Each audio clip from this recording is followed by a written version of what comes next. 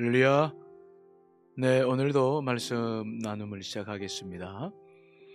우리는 계속해서 예수 그리스도께서 이 땅에 오신 성탄의 의미를 주님의 족보를 통해서 지금 그 의미를 찾고 있습니다. 오늘은 라합에 대해서 함께 말씀을 나누고 있습니다. 라합은 살몬과 결혼해가지고 보아스를 낳았어요. 이 살몬은 유다 지파의 족장이었는데 라합이 이제 여리고 성에서 구원받아서 살몬과 결혼을 했고, 그래서 다윗의 증조 할아버지라고 할 수 있는 보아스를 낳았다. 그러면 어떻게 해서 이 라합이 사실 기생인데 예수님의 족보에까지 오르게 되었는가? 그 이야기의 내용은 여호수아 2장에 기록되고 있죠. 여호수아가 출애굽 2세대를 이끌고 요단강을 건너서 여리고성을 점령하기에 앞서서 두 사람의 정탐꾼을 보냈습니다. 그 여리고성을 정탐하던 두 정탐꾼은 이제 정탐한 후에 기생 라합의 집에 머무르게 되죠. 거기서 이제 기생 라합이 두 정탐꾼을 숨겨줌으로 목숨을 보존했고, 그리고 이제 라합과 두 정탐꾼이 대화를 하기 시작했는데 그 대화가 놀라운 고백이었죠. 여호수아 2장에 보면은 라합이 그 정탐꾼들에게 제일 먼저 말한 것은 뭐냐면 하나님께서 이 땅을 너희에게 주셨다 라고 말하는 것입니다. 이 땅 여리고성이죠. 이 여리고성은 철옹성벽으로서 수백 년 동안 한 번도 무너지지 않았던, 근데 어떻게 그 철옹성벽을 하나님께서 이스라엘 백성들에게 주셨다고 말하는 것일까? 참으로 놀라운 고백이죠. 그리고 이 고백은 이미 아브라함 때서부터 이스라엘 백성들에게 이야기되어져서 이스라엘 백성들이 비전으로 삼았던 말씀인데 아직 그 꿈이 이루어지지 않은 상태인데 지금 라합이 그 이야기를 하는 것이죠. 자, 그렇다고 한다면 어떻게 이 기생 라합의 입에서 이런 고백이 나오는 것일까? 기생 라합이 살았던 여리고성은 그들은 가나안의 일곱 부족들이 믿었던 풍요의 신이었던 바알과 아스라엘을 섬겼고요. 특별히 여리고성의 사람들은 달의 신을 섬겼다라고 하는 것이 이제 최근에 발견되고 있는 일들입니다. 그런데 달의 신이든 바알이든 아스라엘이든 전부 이게 풍요의 신이라서 전부 성적인 타락을 유도하고 퇴폐적인 분위기를 유도했던 내용이에요. 그래서 가나안 땅 전체가 아주 타락을 해서 하나님께서 심판을 하실 수밖에 없는 사건이 벌어진 거죠. 라합은 기생이었고 그들이 믿는 종교와 문화 속에서 가장 처절하게 인생을 살았던 사람이죠. 그런데 그런 상황 속에서 자신이 믿는 신에 대한 여러 가지의 회의가 있었는데 이스라엘 백성 하나님에 대해서 이야기를 듣는 거죠. 전에 내려오는 이야기를 듣다 보니까 하나님은 어떤 분이신가? 애굽에서 노예 생활했던 이스라엘 백성들을 해방시킨 하나님, 그리고 그를 위해서 애굽에 10가지 재앙을 내렸는데 그 일로 말미암아 스스로 신이라 자칭했던 애굽 바로 왕이 무릎 꿇고 이스라엘 백성들을 내줬다는 이야기죠.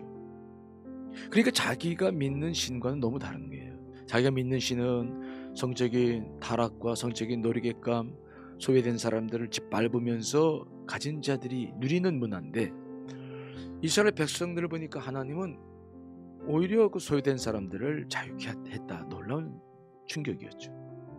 그리고 홍해 바다에 갇히게 되었을 때 하나님께서는 홍해를 갈라서 이스라엘 백성들로 하여금 육지처럼 걷게 하셨고 그 홍해 바다에 애굽의 지휘관들과 병거들과 수많은 백성들 군사들을 수양시켰다는 놀라운 소식, 이것은 라합에게는 큰 충격이었죠.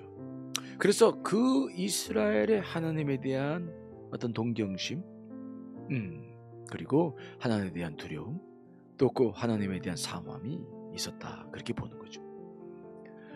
또 하나 이 라합이 지금 증거하고 있는 것은 이스라엘 백성들이 아니라 하나님 때문에, 그 하나님 때문에 자기들이 다 간담이 높고 두려워 떨고 있다라고 하는 중요한 정보를 지금 두 정탐꾼에게 이야기를 하는 거죠.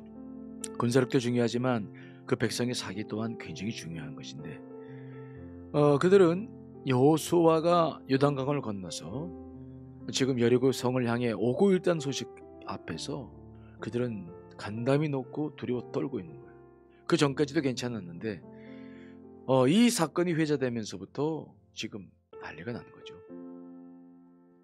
그래서 라합은 그 이야기를 바탕으로 그런 하나님이 지금 이스라엘 백성들로 하여금 요단강을 건너게 하셨다고 한다면 여리고 성, 이건 하나님께서 너희들이 주지 않았겠는가, 그렇게 고백을 하는 거예요. 그런데 라합은 그 고백 이후에 어떤 이야기를 하냐면, 그래서 그렇게 떨고 있고 그렇게 고백할 수밖에 없는 것이 10절 11절에 보니까 하나님께서 행하신 홍해바다의 역사, 또 아모리 사람 도왕 시온과 옥을 전멸시킨 일들, 이런 모든 것들로 인해서 자기들이 다 이미 마음이 녹았고, 그래서 결론 내린 것이 뭐냐면, 너희의 하나님 여호와는 위로는 하늘에서도 아래서는 땅에서도 하나님이시니라.